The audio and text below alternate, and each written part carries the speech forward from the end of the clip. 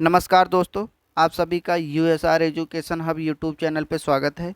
आज हम आपको लेकर आए हैं वीकली करंट अफेयर सेशन में, जो कि पूरे एक वीक 8 से 14 मई 2022 तक के प्रश्न होंगे। तो आइए देखते हैं क्या है प्रश्न। पहला प्रश्न है, हाल ही में केंद्र सरकार ने जस्टिस सुधांशु धूलिया को सुप्रीम कोर्ट का जज नियुक्त किया, वह किस उच्च न्यायालय के मुख्य न्यायाधीश थे?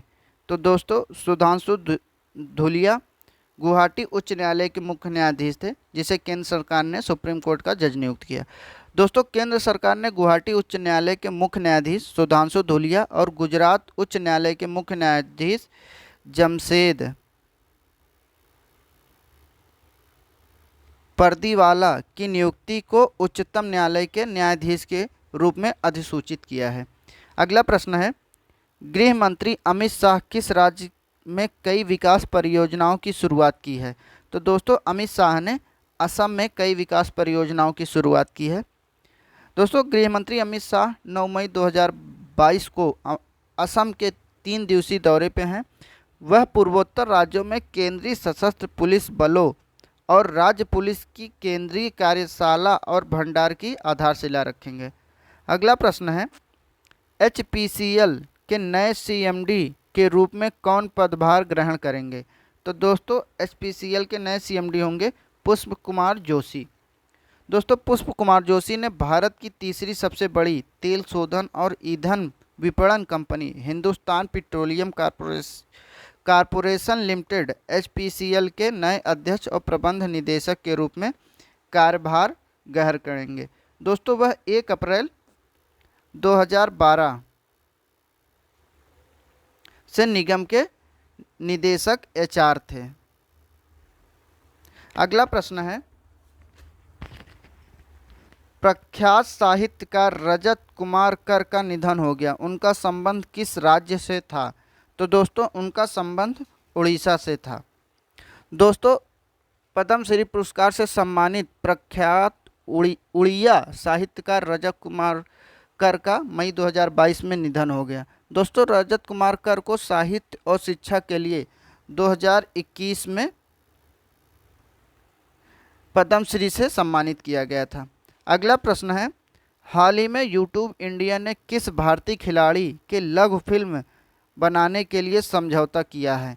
तो दोस्तों, यूट्यूब इंडिया ने नीरज चोपड़ा के साथ यह समझौता किया है। दोस्तों, इस लघु फिल्म का उद्देश्य हरियाणा के खंडारा के एक गांव में टोक्यो 2020 ओलंपिक पोडियम के शीर्ष तक पहुंचने में उनकी तेजोमय की वृद्धि की कहानी को रिकॉर्ड करना और लोगों को दिखाना होगा। अगला प्रश्न है, हाल ही में सबसे खराब आर्थिक संकट में जूझ रहे किस देश के प्रधानमंत्री ने इस्तीफा दे दिया है? तो दोस्तों, दिया है श्रीलंका के प्रधानमंत्री ने इस्तीफा दे दिया है। दोस्तों, सरकार विरोधी प्रदर्शनों के बाद श्रीलंका के प्रधानमंत्री महिंद्रा राजपक्षे ने 9 मई 2022 को इस्तीफा दे दिया। दोस्तों, 1948 में ब्रिटेन से आज़ादी मिलने के बाद श्रीलंका अपने सबसे खराब आर्थिक संकट का सामना कर रहा है। अगला प्रश्न है, हाल ही में भारत के पहले बायोगैस संचालित इलेक्ट्रिक वाहन चार्जिंग स्टेशन स्थापित किया गया, अर्थात कहाँ किया गया? तो दोस्तों, यह चार्जिंग स्टेशन स्थापित किया गया है मुंबई में। दोस्तों, महाराष्ट्र के मंत्री आदित्य ठाकरे ने मई 2022 में मुंबई में बायोगैस द्वारा संचालित एक ईवी चार्जिंग स्टेशन का उद्घाटन किया है। यह बायोगैस द्वारा संचालित भारत का पहला ईवी चार्जिंग स्टेशन होगा। यह घरेलू कचरों से 220 यूनिट ऊर्जा उत्पन्न करेगी। अगला प्रश्न है, हाल ही में बंगाल की खाड़ी में आसानी नामक चक्रवात उठा, किस देश ने इस चक्रवात का नामकरण किया है? तो दोस्तों, इस चक्रवात का नामकरण किया है श्रीलंका ने। दोस्तों, 8 मई 2022 को बंगाल की खाड़ी में आसानी नामक चक्रवात बना। इसका आसानी नाम श्रीलंका ने दिया है, जिसका अर्थ होता है क्रोध। दोस्तों, इस चक्रवात में 118 से 220 किलोमीटर प्रति घंटे की रफ्तार से हवाएं चलने का अंदेशा है। अगला प्रश्न है, विश्व ल्यूपस दिवस कब मनाया जाता है? तो दोस्तों विश्व ल्यूपस दिवस मनाया जाता है 10 मई को।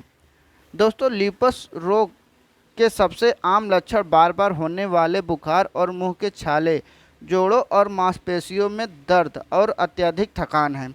दोस्तों इसका उद्देश्य इस ऑटो इम्यून बीमारी के बारे में लोगों को जागरूकता फैलाना है।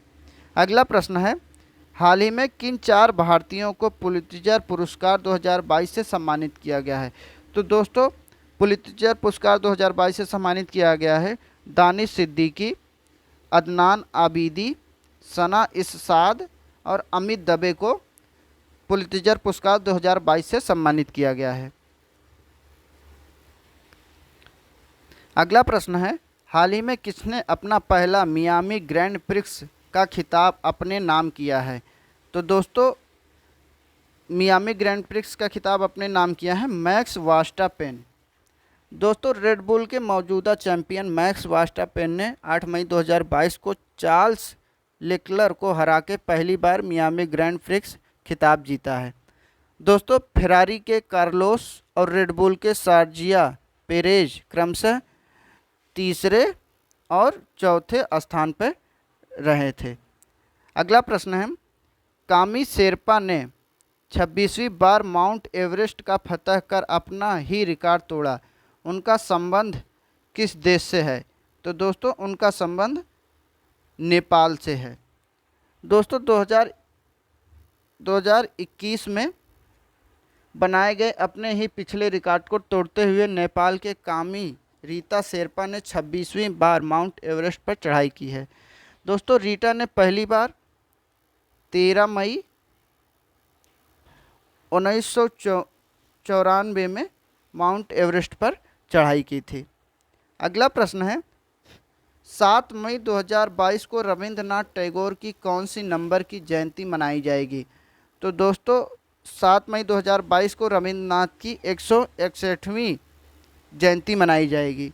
दोस्तों गुरुदेव महात्मा गांधी द्वारा उन्हें दिया गया एक नाम उनके काम गीतांजलि के लिए 1913 में साहित्य में नोबेल पुरस्कार प्राप्त करने वाले पहले भारतीय और गैर यूरोपीय बने।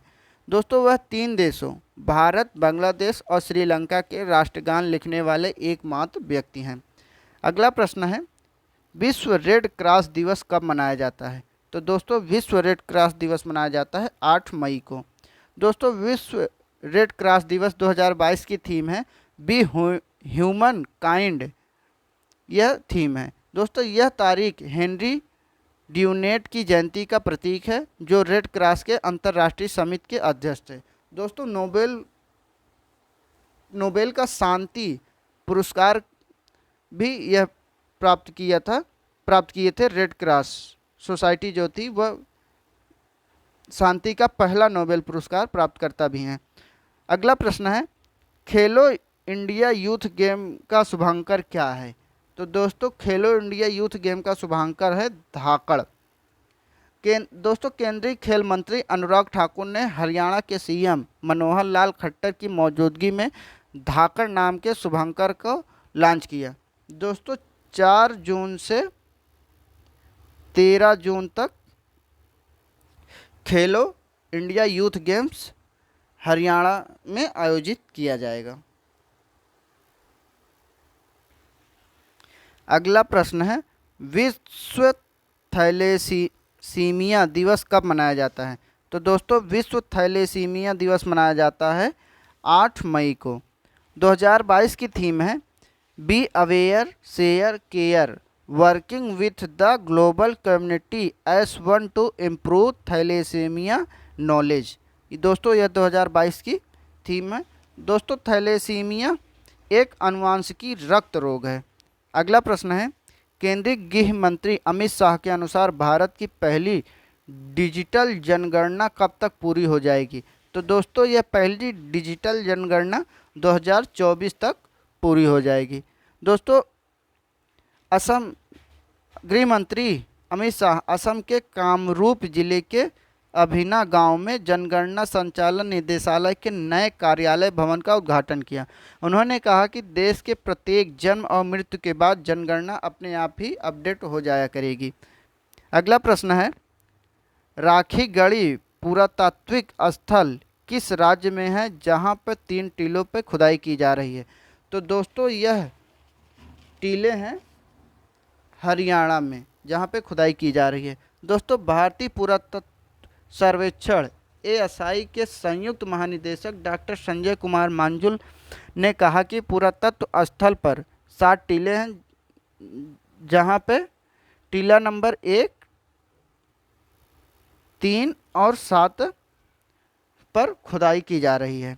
अगला प्रश्न है, इंडिगो एयरलाइंस के नए चेयरमैन कौन बने हैं? तो दोस्तों इंडिगो एयरलाइंस के नए चेयरमैन बने हैं वेंकट रमणी सुमत्रन।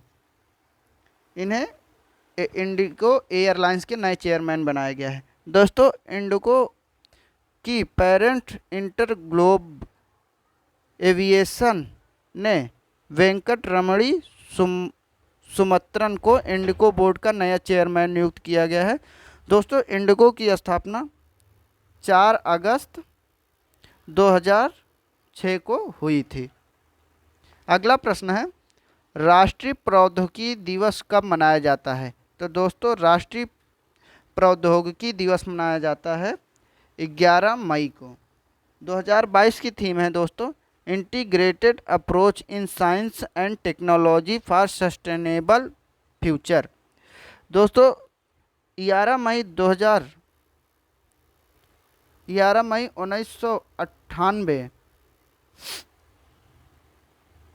को देश ने पोखरण राजस्थान में परमाणु हथियारों का सफलतापूर्वक परीक्षण किया था, इसलिए 11 मई को राष्ट्रीय प्रौद्योगिकी दिवस मनाया जाता है। अगला प्रश्न है, चेसेबल सेनवे फार्मेटेरा इंटरनेशनल शतरंज टूर्नामेंट किसने जीता? तो दोस्तों यह टूर्नामेंट जीता है डी गुकेश ने। दोस्तों डी गुकेश ने हाल ही के सप्ताहों में लगातार 3 खिताब जीते हैं। इससे पहले वह रोड़ा टूर्नामेंट और मेनार्का ओपन जीत चुके हैं। अगला प्रश्न है, यून सुक योल किस देश के नए राष्ट्रपति बने हैं? तो दोस्तों यून सुक योल दक्षिण कोरिया के नए राष्ट्रपति बने हैं। दोस्तों दक्षिण कोरिया के वे 13वें नंबर के राष्ट्रपति होंगे। दोस्तों दक्षिण कोरिया की राजधानी सियोल है तथा इसकी मुद्रा दक्षिण कोरियाई वोन है। अगला प्रश्न है, हाल ही में किस प्रसिद्ध संतूर वादक का निधन हो गया है? तो दोस्तों सुप्रसिद्ध संतूर वादक पंडित शिव कुमार शर्मा का हाल ही में निधन हो गया है। दोस्तों मशहूर संतूर वादक पंडित शिव कुमार शर्मा का कार्डियक अरेस्ट के चलते निधन हो गया है। उनका जन्म 13 जनवरी 1938 को हुआ था। दोस्तों सन 1955 में महज 17 साल की उम्र में मुंबई में संतूर वादक का अपना पहला शो किया था। अगला प्रश्न है, रॉयल गोल्ड मेडल 2022 से किसे सम्मानित किया गया है? तो दोस्तों रॉयल गोल्ड 2022 से सम्मानित किया गया है बालकृष्ण दोषी को। दोस्तों बालकृष्ण दोषी रॉयल गोल्ड मेडल और प्रिट्जर आर्किटेक्चर पुरस्कार दोनों जीतने वाले एकमात्र भारतीय हैं। दोस्तों रॉयल इंस्टीट्यूट ऑफ ब्रिटिश के अध्यक्ष साइमन अल्फोर्ड ने अहमदाबाद में बालकृष्ण दोषी को पुरस्कार प्रदान किया है। अगला प्रश्न है, माघर गांव पहला शहद गांव बनने जा रहा है, इसका संबंध किस राज्य से है? तो दोस्तों माघर गांव का संबंध महाराष्ट्र से है। दोस्तों खादी और ग्रामोद्योग आयोग हनी बी परियोजना के हिस्से के रूप में शहद गांव योजना को लागू करेगा। यह रूरल इकोनॉमी में रोजगार के अवसर पैदा करने में मदद करेगा। दोस्तों माघर गांव में 100 परिवारों में से 80 परिवार मधुमक्खी पालन का व्यवसाय करते हैं, इसलिए माघर गांव को शहद गांव बनाने जा रहा है। अगला प्रश्न है, एशियाई चुनाव प्राधिकरण संघ AAEA कि नए अध्यक्ष के रूप में किसे चुना गया है। दोस्तों तो इसमें अध्यक्ष के रूप में चुना गया है भारत को। अगला प्रश्न है, अंतर्राष्ट्रीय नर्स दिवस कब मनाया जाता है। तो दोस्तों अंतर्राष्ट्रीय नर्स दिवस मनाया जाता है 12 मई को। दोस्तों इस बार की थीम है a voice to lead invest in the nursing and respect right to secure global health. अगला प्रश्न है, अगले चुनाव आयुक्त कौन होंगे। तो दोस्तों अगले चुनाव आयुक्त होंगे राजीव कुमार। अगला प्रश्न है, हाल ही में विश्व के सबसे उम्र दराज शतरंज ग्रैंड मास्टर यूरी एवरबख का निधन हो गया। इनका संबंध किस देश से है। तो दोस्तों इनका संबंध रूस से है, जो कि सबसे उम्र दराज शतरंज ग्रैंड मास्टर थे। दोस्तों अगर वीडियो अच्छा लगा हो तो वीडियो को लाइक करें, शेयर करें और चैनल को सब्सक्राइब जरूर करें। धन्यवाद।